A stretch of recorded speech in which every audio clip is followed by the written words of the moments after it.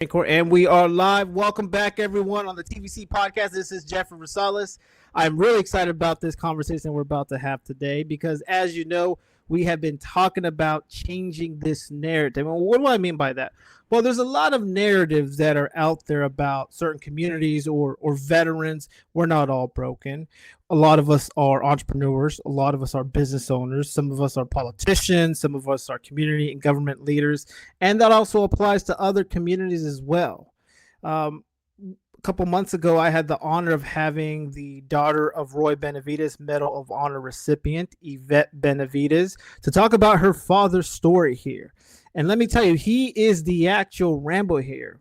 And so I've been connecting and having conversations with people in that space to really try to find out how can we change that narrative and put more Roy Benavides's on the big screen so our youth can learn about them, so our country can learn about them. And here today we have an amazing guest. His name is Giorgio Montemayor, and he is the CEO of a startup called StudioVillages, which provides facilities and services for companies in South Texas. So, John, welcome to the TVC podcast. Thank you for having me, Jeffrey. I'm really happy to be here. I'm sorry that my partner Arnold, who is a Marine Corps vet, could not be with us. Technical difficulties prevented us from having him on, but I'm super happy to be here. Thank you so much. It's okay. I'm gonna have to send him Starlink or some type of other thing over there so we can get his connectivity going. It's okay. I'm sure we'll have that opportunity to have him, but I don't want to waste any time here. So let's go ahead and kick this off. I'd like to real quick, just for the audience, John, tell us about your upbringing, your background. Where did you grow up? What are some of the things you did? Sure. Yeah. So I'm from South Texas, and I grew up in Harlingen, Texas. So if you're familiar with Texas, the southern border is where I am from. So a lot of people talk about South Texas and they say San Antonio, and that's about as far as they go. Corpus Christi is another notable mention, but I am from far, far, far down. So I typically do that, and I say I am right here in Texas. I grew up in a very diverse area. Not so diverse in terms of a culture, but diverse in terms of talent. So much talent comes out of this region, and I just happen to be one of those people. I, growing up, I wanted to be an entertainer. All my life, I've wanted to be an entertainer, and I grew up as a musician, playing in bands, recording in studios. My dad was a musician. My grandfather was a musician. His father was a musician. Storytellers. We were very much storytellers, very much entertainers. And so I grew up kind of in that world. I grew up in an area where I was too white for the Mexicans and too Mexican for the whites, right? So I grew up in a weird space, and there's a lot of people like me in the world, Latinos, Hispanics, that grew up not speaking Spanish, but having family members that spoke Spanish, having parents that spoke Spanish, grandparents that spoke Spanish, but didn't learn the language for other reasons that we could talk about in another podcast, right? But I am a part of a community that either you grew up on the border and you were in this middle ground where it was like, what am I? I don't know. I mean, am I white? Am I Latino? What am I in this space? And so growing up, I was a little confused, the way that people spoke about people from across the border, and the way that family members spoke about people on this side of the border. It was weird. It was a weird place to grow up, and it was a confusing place to grow up. So I didn't realize that was a thing until I moved to Atlanta and started experiencing a different type of culture. So, coming off of that, I moved to Atlanta and started this acting career, and meeting all of these people that were kind of like me in this space of confusion. It really lit a fire in me to really want to work towards representation for people, have pride in where I came from. So when I grew up, when I was growing up, I didn't really have a lot of pride in where I came from. I wanted to leave the Valley, was what we call it, the Rio Grande Valley. I wanted to leave. I wanted to be somewhere else. I wanted to be in Atlanta. I wanted to be in LA. I wanted to be in Nashville. And so I did. And when I came back to the Valley 6 years ago, I noticed something, that there was this gap. There was this something missing that was missing a long time ago. And that was something for people to look at, people like me to look at, entertainers, talent to look at and say, I can work at this place. I can be a part of something. And slowly that is changing. So I'm kind of going off here. I'm supposed to be talking about myself and where I'm from and how I grew up. You're doing great, but I'm not here to interrupt. You're doing fantastic job. There's a couple of things that I want to hit on, because let me tell you, you are not alone. My father, Bracero, and I always tell people are like, what's a Bracero? Well, if you look down on your plate, my dad was part of that movement during World War II, where there was a shortage in workers in agriculture because a lot of the folks were fighting overseas in World War II. Well, Mexico and the U.S. had an agreement where they said we need to augment our labor force. So what they did is they had a handshake, they had an agreement, and they brought people south of the border to America. So my father was part of that movement. So he was a Bracero. But I remember growing up with my father in Fresno, because he would always have this saying that would say, ni eres de aquí, ni eres de allá, which means you're not from here, you're not from there. Because a lot of us, right, with immigrant parents or ties to the homeland for them, have this identity crisis where we're like, wait, hold on, how do we fit in there? Like, why is your name Jeffrey and the rest of your siblings all have, Spanish names? I was like, I have no idea. I had it. Trust me, I've already confirmed that conversation with my mom. She told me I was not adopted, because we did have that question was brought up to her. And so I have to confirm that. So I hear you and I'm with you there. So we all go through that challenge. And then your other point that you mentioned, John, is I've chaired various business councils. One thing that I did was bring in not only veterans to get representation and give them economic opportunity, but also from the Latino community. Because to your point, I would always say, it's like, hold on, if they can't see it, then how can they become it? So what I would do is I would bring in like Fortune 500 CEOs or people that sit on boards or politicians to have them come in, bridge that gap to access, and have the community have direct conversations with them so people can learn from them. Because a lot of times, if you're stuck in a corporate job, it's really challenging to climb up the ladder, right? There's a lot of navigation that has to happen, and that's a whole different podcast that I can delve into. But I want to say is that you're not alone. And I think that as we start to progress and go forward, that representation is going to start bubbling up a lot more here. We have to. There's no other choice. We have to grow as a country economically, but we also have to get everybody on the field. So I just wanted to share that with you and provide that reassurance. So you're doing great. I have Atlanta is a very great cultural hub. I know a lot of people that are there, especially in the entertainment space. I know a lot of folks in the military veteran community do go there for. There was a conference there, a big military veteran community conference called the Military Influencer Conference that was there. So you got into the entertainment space, and storytelling is really important because my dad was a master storyteller, right? Second grade education. That's all he had, but he was very deep in the word. He read a lot, and he came over here, and he'd always tell stories. We're like, you got these phenomenal stories of him, like being a bracero, being a migrant, getting chased around, working in the cotton fields in the South as well. But he just had this masterful way of telling stories and really making it so lively. And we'd always just be around the table, just so quiet and listening to him with like popcorn in our hands. And we think it was phenomenal here. So you got into the entertainment space. Where did you go to? Did you go to school at Atlanta? Did you go to acting school? Were you thinking of going to Juilliard? Like that's. Yeah. Let me touch on that. So I wanted to be a sound engineer. That was my dream, to be a sound engineer. And I worked with a Grammy Award winning sound engineer out of Austin. And I mean, he'd done everybody from Ted Nugent to Selena and had won Grammys for his work. I was working with him when I was living in Austin. I went to Baylor University for about a year. I moved from Baylor University to Nashville, Tennessee to do an internship with a record label, a publishing company called EMI CMG, which was EMI Christian Music Publishing, right? Christian Music Group.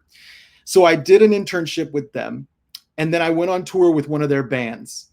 And then from there, I dropped out of Baylor. The idea was I'm going to Nashville to learn how the studios work. I'm going to bring that information back to Baylor because Baylor was trying to start Uproar Records, and they were trying to start a studio. And so the idea was I go there, learn what I can, bring it back, and help start Uproar Records. Well, I went there, did all of that, and I came back. I dropped out of Baylor, moved to Austin. What I wanted to be doing was music.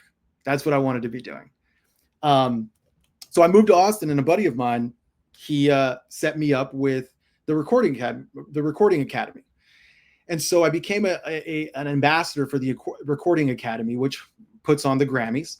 And I got hooked up with this. I started an internship with this man, Malcolm Harper, the sound engineer, with Real Sound Studios in Buda, Texas, which is right outside of Austin. And I started out, just doing kind of minimal engineer stuff, labeling things, all of that, right? And I worked with him for a few years. I got to work on a Grammy Award-winning album, a Kirk Franklin album, called Hello Fear. And, that was one of the most amazing times of my life. And what I realized was, this is where I'm supposed to be. I'm supposed to be in this space. The business of music and entertainment was interesting, but what was really interesting was communication, was storytelling, was being with people who are the storytellers, being with the people that are making these things come to life. And I realized this is my place, right? So I go from working on this Grammy Award-winning album to applying to Texas State University. Texas State University is where I ended up graduating from. But I didn't graduate as a sound engineer. I applied for the sound engineer program, and I didn't get accepted. Now, mind you, I had years of experience as an assistant engineer, years of experience as a sound engineer, and I didn't get accepted into the program. There are reasons why. We won't go into it. But because I didn't get accepted into the sound engineering program, I ended up taking a step back and reevaluating. Do I want to still be here? Do I want to still be at Texas State University? Do I want to still go to college for anything? I said, yes, I do. I'm going to reapply to be a sound engineer. What can I do for now that will keep me here, keep me in this area? So I chose philosophy. I thought I was choosing the easiest thing in the book. I said, philosophy. I'm not going to be a doctor. I'm not going to be this or that. I'll choose philosophy. And I'll kind of get by, and then I'll reapply to the music program and get into the sound engineering program, and I'll become a sound engineer. That's what I'll do. I applied. I went into the philosophy program, and the first thing one of my professors tells me is, if you got into this program because you thought it was going to be easy, well, I'm here to tell you that you're dead wrong. The thing that they do in philosophy is they start out with all the hard stuff first, all the hardest ideas. They start out with. Every other discipline starts out with the easy stuff, and you work your way up into the big stuff. Not in philosophy. Philosophy, they start you out with the hardest stuff, and they work you down to the easy stuff. And that was a lesson. That was a lesson for me.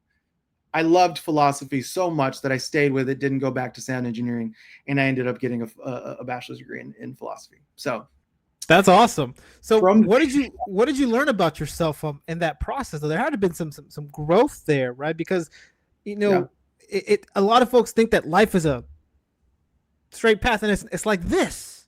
Absolutely. Right? Because there are things you have a plan. We always say everybody has a plan until you get punched in the face, right? Mike Tyson said that. And it's true, because life happens, man. But like, if you look at it on the positive side, there has to have been some growth about yourself, right? Because philosophy, I did take a couple courses, and I was fascinated by it. Trust me, right? Because it does bring you critical thinking skills and how to put things together, and how to kind of understand that the world isn't black and white. Because I got family that are engineers and they think everything is black and white. I said, no, no, no. The life is gray. Everything is in the gray. Just stop thinking about that. But what did you learn about yourself in that process, John? There had to have been some things that came out of it that were fruitful. Oh, absolutely. I learned that at heart, I'm a storyteller. The reason I liked philosophy is because there are so many stories in philosophy. Philosophy is the mother of science, right? And religion is the mother of philosophy. People were worshiping things and then asking themselves, well, why are we doing this? And then philosophy was born. And then when people were asking, well, yeah, but how does this work? And then science was born.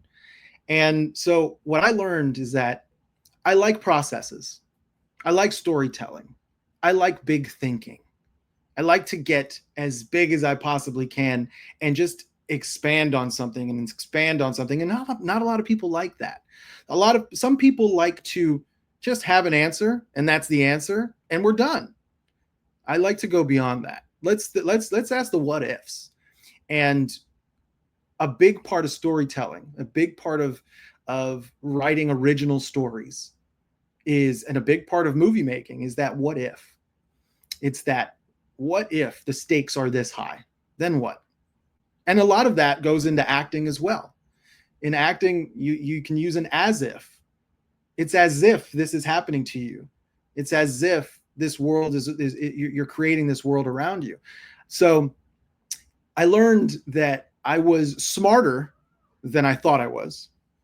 I could understand things more than I thought that I could. I had a lot of smart friends growing up. I grew up with a prodigy, one who was a musical prodigy, and he's out in Las Vegas right now, and he's doing amazing things in Las Vegas. He's one of the smartest cats I know. Musically, incredible. His brother, incredibly smart. I grew up with a lot of really smart people, and I just thought, well, what do I have to offer? Like, do I really not understand these things the way that they understand them? Am I just a pretty face? Those things crossed my mind. And when I got to philosophy, I realized I can use my brain in a way that I didn't think I could. So I did learn a lot. I learned that big thinking gets you places. Okay. And a lot of that translates into what I'm doing now. With this startup that we have, StudioVillage, this is a big idea. This is a huge idea that a lot of people tell me, that's too big. You're thinking too big. You are, how are you even going to reach this goal? What do you have to offer? And at the time, Jeffrey, when I started this 3 years ago, I'm not really sure what I had to offer when I was asked that question. And I had to think about, what do I have to offer? I'm reading a book right now called Make No Small Plans. And it's about the four guys that made the Summit series. The Summit series is a very, very popular event. And it's not that old, right?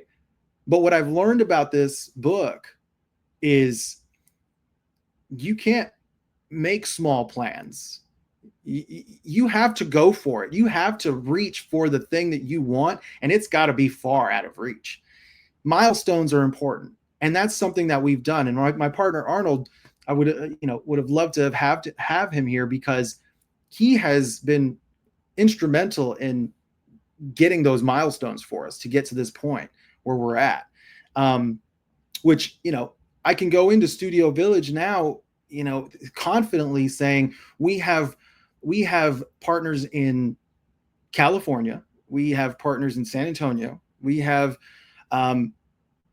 people that believe in what we're doing, because the story that we're telling is a story that can resonate with so many people, right?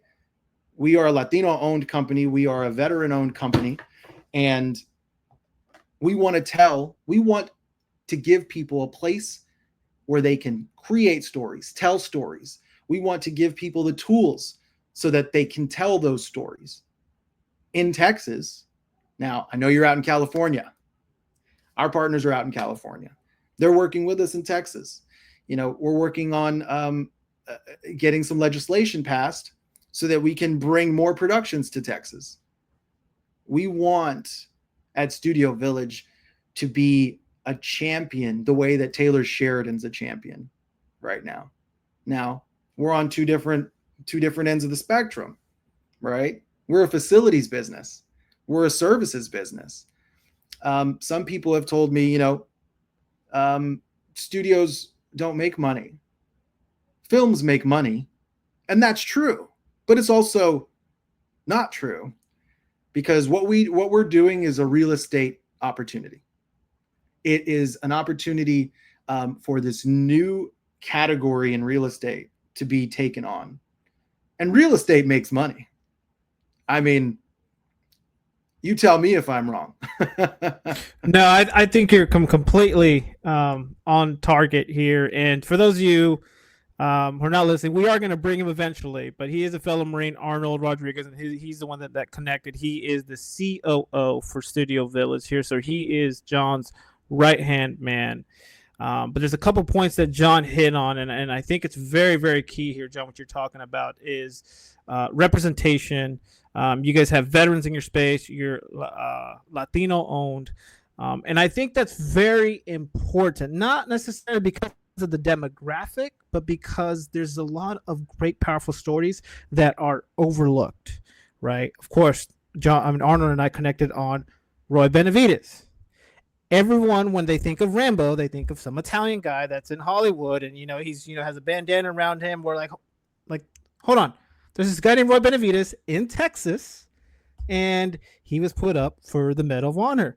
He is literally David against Goliath. The guy was resurrected from the dead. The guy who took a knife to a gunfight in Vietnam was already told he was dead. He was being zipped up in a body bag, did the most Latino thing ever, spit in Doc's face as he was getting zipped up and said, "I'm alive," right? If our children saw his story on the big screen, they would think differently. They wouldn't think of some guy in Hollywood that's saying, like, this is the actual Rambo here, and we have him.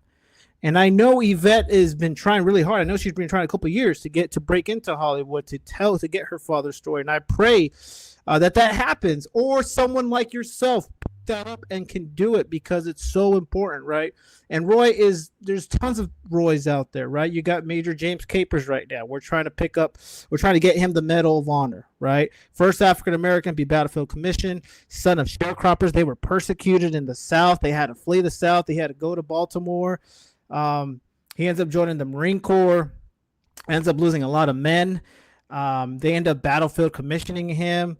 He becomes the face of the Marine Corps during civil rights. African American, ends up unifying him. Like, that's a story that needs to be told by Tyler Perry or yourself or someone, because we need to know those stories. Because if not, our children are just going to keep looking at the status quo, as I call it. I call it the status quo. We have to, like, to your point, we have to think bigger. We have to go larger. So, what are some of your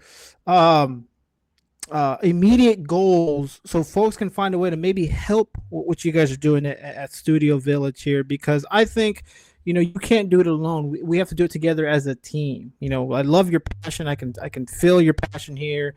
But what are some things you think maybe we can immediately work towards, right? How can people support all the great things that StudioVillage is doing? Sure. So one of the things that we're looking for is we are looking for investment right now. We have 15 million soft committed from our developer, who is very excited about building these stages. We want to get another 15 million as a commitment. We are talking to a very popular production company right now in the Latino represented space about partnering and building in Texas to produce films with great representation, and not just Latino. We're talking, people of color, Black, Indigenous, veterans, especially. And so one of the things I think the goals right now, we need investment. We need not just financial investment. We need to know that our stages, our services are going to be valuable to productions in Texas. That's a huge part of it, because if our stages aren't filled, then what's the point in having them, right? So production companies that want space, that need space, and want to shoot and tell Texas stories, we are an option for that. And so partnering with production companies is very important to us. It's not a financial investment, but it's a commitment that can be made. And with just the commitment saying our production will be in your stages for X amount of time if you build them, that has a lot of buying power. That has a lot of power with trying to accomplish our other goals, which is financial investment, right? So if enough people believe in this, and if enough people say, we believe in a Latino veteran-owned studio, we believe that Texas stories need to be told, we believe that representation is important, we want to help in that way, putting that down on paper for us, coming into these meetings with us and our developer and with our production partners to say, hey, we're going to be here. That says a lot for us. It goes back to we can't do this alone, to what you said, Jeffrey. We can't do this alone. And I, regardless if I'm here by myself or not, I've got a team behind me that believes in what we're doing. And that's the most important thing. We need people that believe in what we're doing, people that aren't doing this necessarily for the money, because this dream didn't start because I wanted to make money. It started because I wanted to give people like me, a place to look at, parents, grandparents, aunts, uncles, teachers, community leaders, to give them a place to look at and say, when kids are thinking about their careers, when students are looking for a place to go, graduates are looking for a place to go, people are dreaming, they can look at a place and say, you could work there. Like a Toyota manufacturer, or like a Levi's manufacturer, or a SpaceX. People can look at it. They need something physical to look at and to make it possible for them, to make it real for them. And so this was all built up because I wanted my kids to have a place to say, I could work at the studio. I could work at StudioVillage as something. I could work on a production as someone.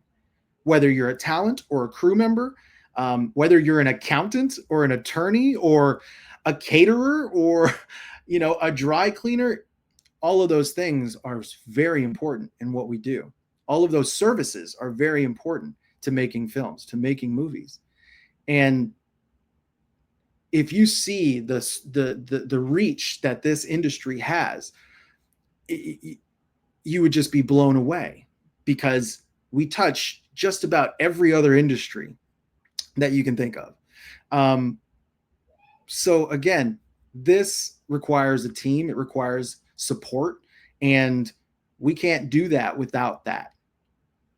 Our dream, our real dream, is to have an impact on Texas, have an impact on the local economy, on the community, and give people a place where their dreams can actually become realities, where they don't have to leave their families. They don't have to go out to LA or to Atlanta like I did and leave their family, leave the support system that they have, leave their parents and their grandparents, because as in our culture, and not just our culture, but in a lot of cultures, family is number one. And it's hard to leave family and chase your dreams at the same time. If we could put those things together, accomplishing your dreams and having that support of your family behind you makes life so much easier.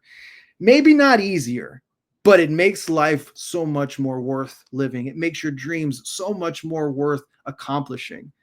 And there's strong people out there, Jeffrey. There's people out there that have left their homes, have left their families to go chase their dreams. And hey, more power to you. Kudos. I love that. the fact that people are so strong that they are going to chase their dreams and they don't need to be with their family. But there are a lot of people that don't want to leave their family, that can't leave their family, that want to be in a place where it's safe to raise your kids. It's safe to let them walk around outside, to let them ride their bikes, right? And that's the people that we want to affect. That's what our goal is. So yeah, I want to stop right there and let you ask me some more questions, so I don't just ramble That on. is it. No, that is a powerful North Star that you just talked about. And what I'm hearing is building an ecosystem so folks do not have to leave, where there's products and services, like-minded, almost Moses-like type of situation where you want to carry your people, you want them all to be in the same location, and you want them all to support one another as a tribe here, right? We always say in the service, especially when you're downrange and you're in a forward deploy area with a hostile environment, there's days where you're just like, why am I here? Like why am I like just being here getting shot at? And a buddy of mine one day was like, pulled me aside. It was like 120 degrees because I was just like, why are we here? And he's like, because we're saving lives.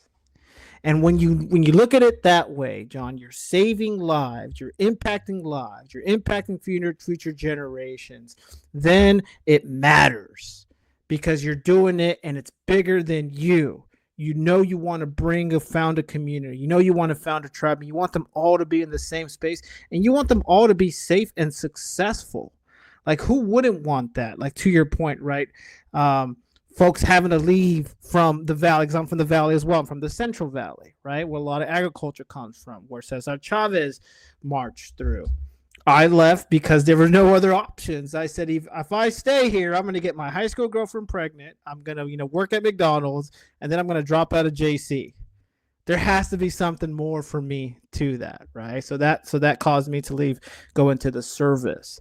So I think you hit on some very powerful points here.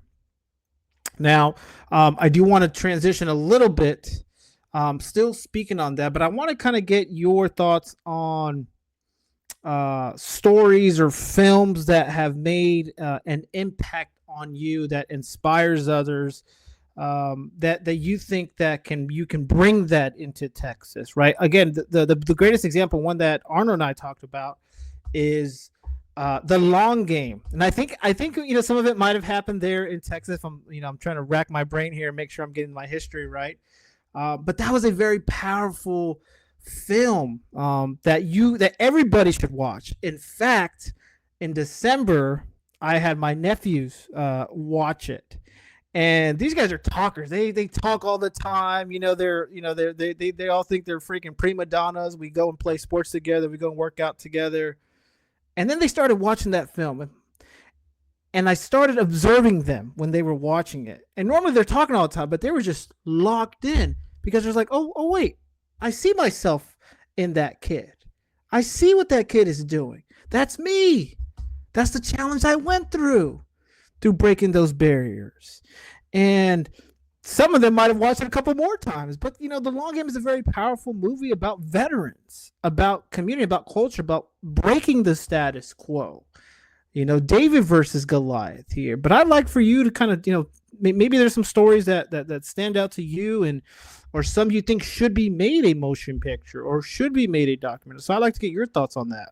Yeah, absolutely. The Long Game was a fantastic movie, by the way. I mean, my good friend Javier Chapa is one of the producers on that film with Mucho Mas Media. And I got to say, everything that they are doing right now is just incredible. They have a movie right now coming out in May called Rosario, and it's a Latino horror film.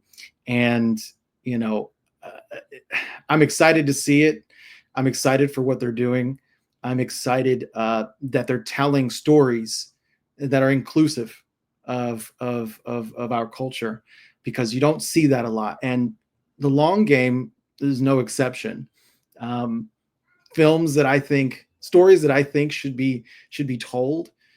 Oh, Jeffrey, there's so many. There are so many, and they're slow. Like they're coming out of the woodwork. So, one story that I really would love to see told is Freddie Fender's story. And I'm sure if Freddie Fender, he was a country western a star who's a Latino. He was also a veteran, and his story has yet to be told.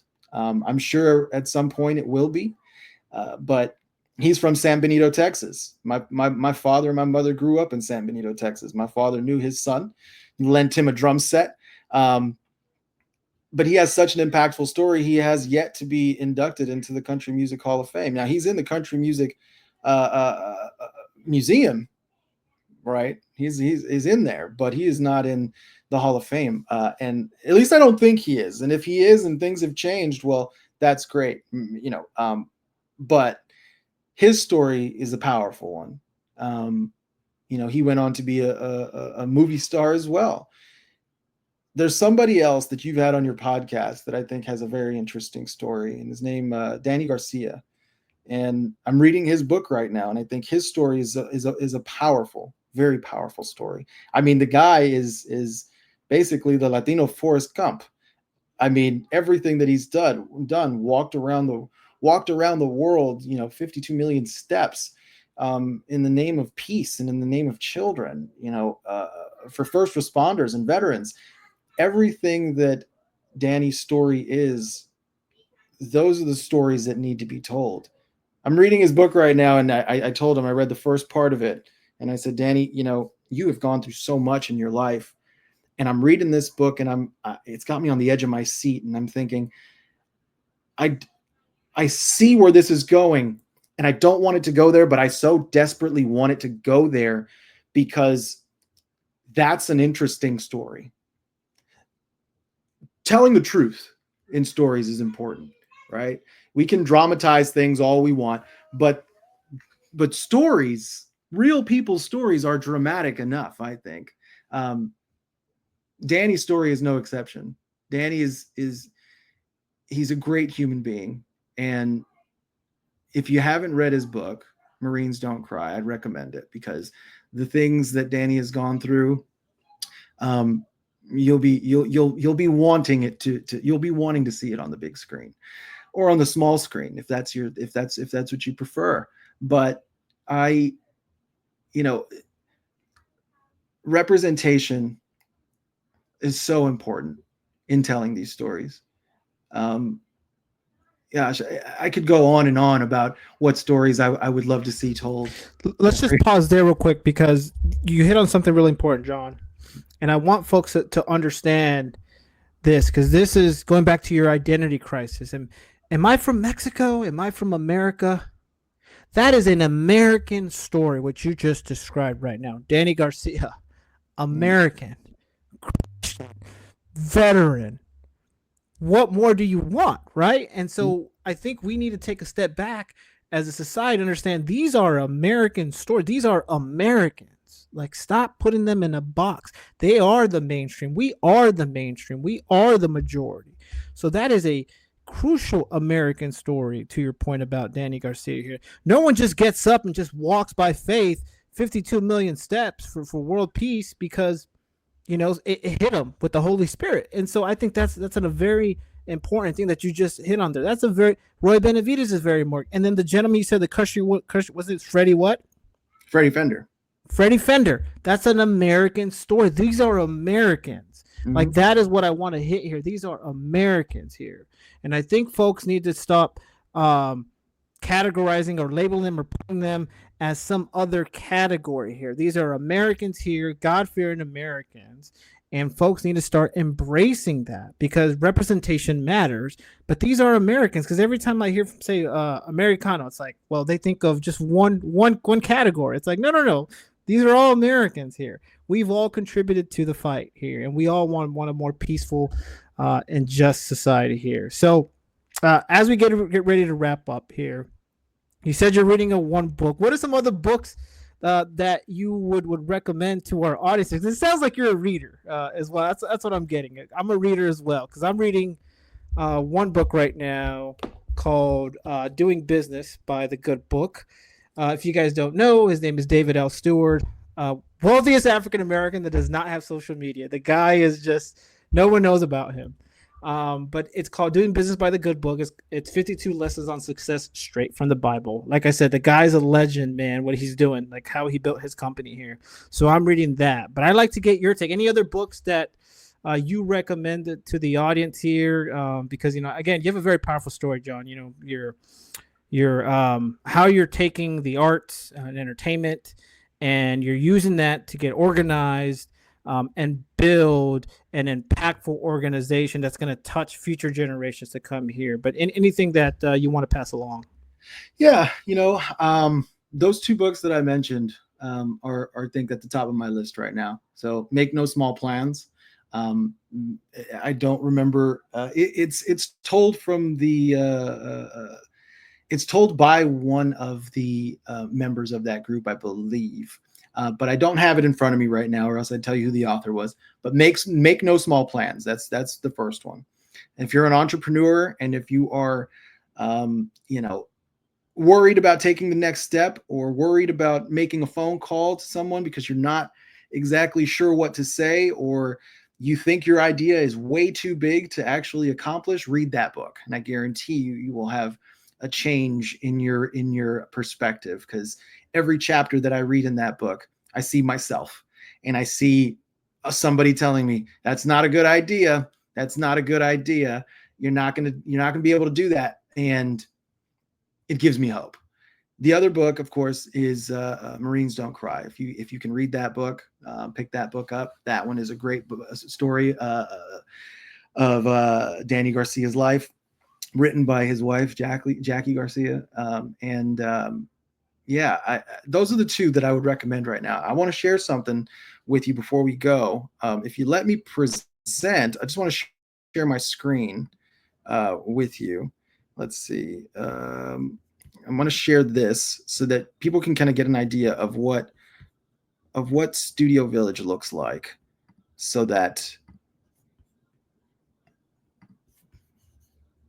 it's easier to understand. So StudioVillage, this is our webpage, and it's a private webpage.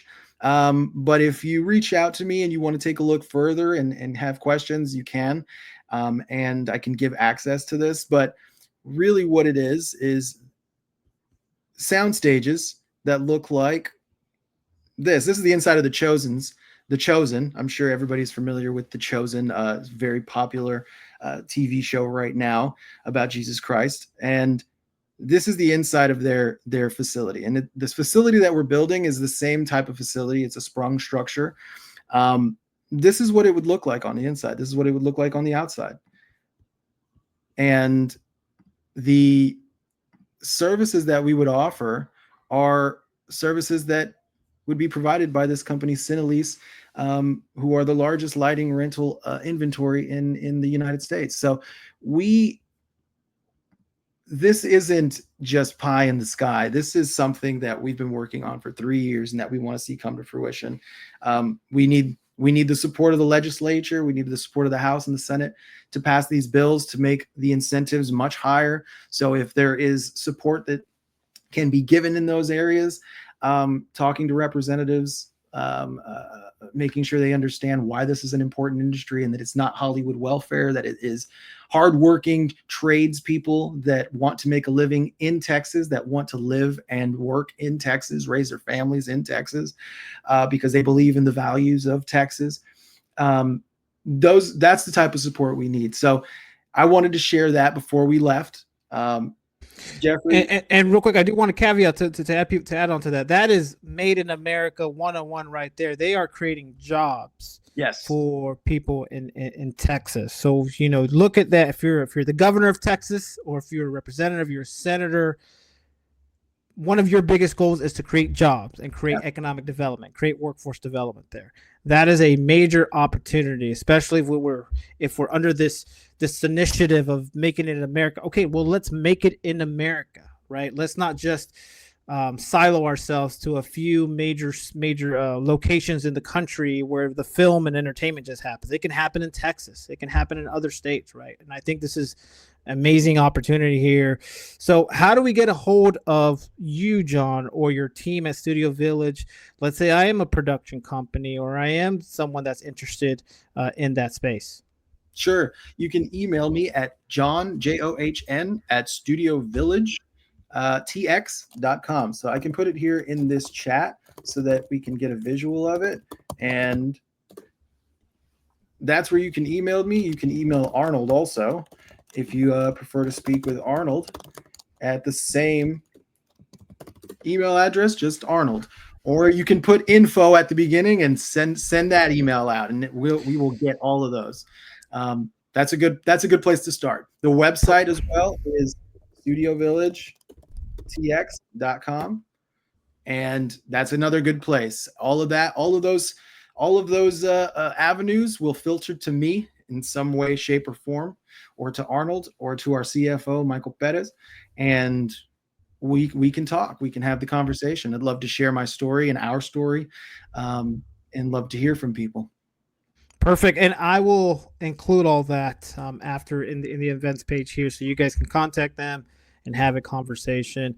John, I want to thank you again for coming on today. Do you have any final thoughts?